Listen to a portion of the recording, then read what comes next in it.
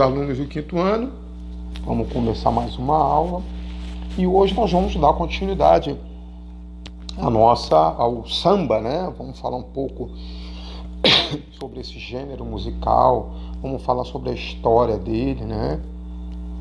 E vamos ver como é que o samba ele se comportou ao longo da nossa história, a evolução que ele passou, como ele foi usado, né?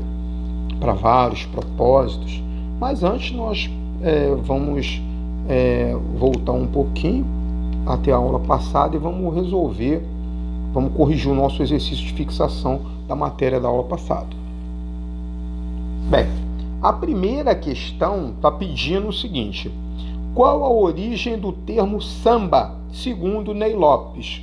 Falei para vocês sobre o pesquisador Ney Lopes, né, que é um pesquisador sobre o samba, e ele, dos artigos dele, falou que a palavra samba significa cabriolar, brincar, divertir-se como um cabrito, tá? A palavra samba, tá? Qual o nome do primeiro samba a ser gravado no Brasil? Tá? É o Pelo Telefone, que foi gravado pelo Donga. Questão 3. Por ocasião da virada do século XIX para o século XX, o samba tornou-se o gênero mais popular. Em quais lugares do Rio de Janeiro? Foi nos subúrbios e nos morros cariocas. Tá? Então, subúrbio e morro é a resposta correta. Tá? Quem é o autor da obra musical Batuque na Cozinha? Tá? É o João da Baiana. Tá? Ele que compôs essa música. Bem, então continuando com a nossa matéria, tá? A gente tem que ver que em 1930 o samba ele ganhou um espaço muito grande. Por quê? Porque começou a surgir no Brasil a indústria fonográfica, a indústria que armazenava a música. Até então, se você quisesse escutar música, você tinha que escutar música ao vivo. Então você ia no teatro, tá? Para você assistir música, ou você ia em algum lugar que tivesse tendo uma demonstração musical, apresentação musical. Com a vinda da indústria fonográfica, a música passou a ser um objeto de armazenamento. Você poderia guardar aquela música num dos meios de registro e você ouvir a hora que você bem quer, que é o disco na época, né? E essa música, ela foi usada na política de um presidente do Brasil chamado Getúlio Vargas. Por quê? Porque ele achava que nós tínhamos que ter um produto cultural nosso com a nossa cara. E ele viu no samba essa possibilidade. Obviamente que ele fez algumas adaptações, algumas modificações, uma forma de branquear o samba e o samba ser aceito pela elite da época, né? Então, em 1930, uma das coisas que foi feita é a popularização do rádio, tá? E foi criado pelo Getúlio Vargas o crediário para as pessoas comprar o aparelho de rádio. Era um aparelho na época muito caro e a única forma que as pessoas poderiam comprar era por meio do crediário. Naquela época não existia cartão de crédito, era um carnezinho. Você ia na loja, conversava direto com o dono da loja e fazia um carnezinho e comprava o seu aparelho. E é esse aparelho que está aqui. Esse senhor que está aqui com os dois sambistas é o presidente Getúlio Vargas, né, que foi presidente do Brasil nessa época. Aqui nós temos um aparelho, toca-disco daquela época, da década de 30, e aqui eu botei para vocês verem o disco. Nessa época não existia CD ainda, era o disco, né, de vinil. Bem, em 1972 a rádio ela evoluiu, ela começou a surgir a propaganda na rádio. Então a rádio começou a ter patrocínio, os músicos, né? O músico começou a gravar, aquilo ali tocava, as músicas tocavam na rádio e a propaganda que era veiculada custeava o programa e esse dinheiro também servia para pagar os músicos. Algumas rádios, elas tinham até auditório, então era gravado e ao mesmo tempo estava sendo gravado, aquilo ali era veiculado no mesmo momento na rádio, tá? E nesse período, 1932, por aí, também se instalou no Brasil uma série de gravadoras. Nós tivemos a Columbia, tivemos a Victor, né, que era uma fábrica de disco.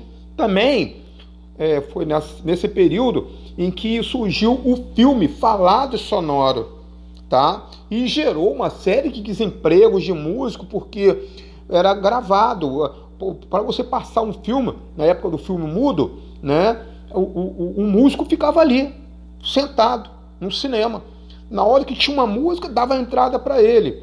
E não tinha, ele ficava ali calado, quieto, mas tinha que ficar ali porque ia precisar dele em determinado momento da música, do filme, né? Então ele tinha que ficar ali. Com o registro sonoro, não só da imagem, mas sonoro também, muito músico ficou desempregado. Tá? Ele só arrumava emprego para tocar na rádio, para gravar, para acompanhar um cantor, mas de atuar no teatro, isso daí já ficou um pouco mais difícil. Tá? Nesse meio tempo foi gravado um filme chamado A Voz do Carnaval, um filme de 1933. Eu coloquei para vocês verem ali, curiosamente, né, alguns produtos que eram anunciados pela rádio na década de 30 e existe até hoje. O Leite Moça, aqui a primeira propaganda, a Coca-Cola, a Maisena, que existe até hoje, e coloquei por último aqui um filme, uma cena do filme, né, A Voz do Carnaval. Bem, a ditadura do Estado Novo, nessa época era o Getúlio Vargas, né? Foi instaurada uma ditadura chamada Estado Novo e existia um órgão chamado DIP, Departamento de Imprensa e Propaganda. E esse departamento, a atividade dele, a preocupação dele é passar uma boa imagem do governo, tá? Uma imagem de um governo simpático, um governo que a gente chama de populista, né? Agrada, a população está próximo da população. Então, o Getúlio Vargas, uma das coisas que ele fazia é valorizar a figura do empregado através da música. Ele escolheu o samba, tá? O samba falava sobre o trabalho, o samba falava sobre o operário, passava-se uma imagem que trabalhar era algo que dignificava a pessoa e que era muito bom trabalhar, era digno trabalhar e era uma forma honrada, tá? Isso tudo foi construído nesse governo do Getúlio Vargas. E ele usou o samba. Um gênero do samba que surgiu nesse período foi o gênero fundo de quintal, na casa das chamadas tias baianas. Algumas quituteiras, né, no centro do Rio de Janeiro, elas tinham no quintal da casa delas uma espécie de uma vendinha em que as pessoas podiam ir para lá e elas ficavam comendo quitute, porções de quitute que elas fritavam, salgadinho, mandioca frita, torresmo, e as pessoas ficavam comendo, bebendo e fazendo batucada em volta de uma mesa, tá? E geralmente isso acontecia no quintal dessas tias baianas. Daí surgiu a chamada roda de samba, porque era uma mesa redonda. O samba ele tinha esse caráter de ser construído por várias pessoas, era o caráter coletivo que a gente chama, não era uma composição de uma pessoa só, tá?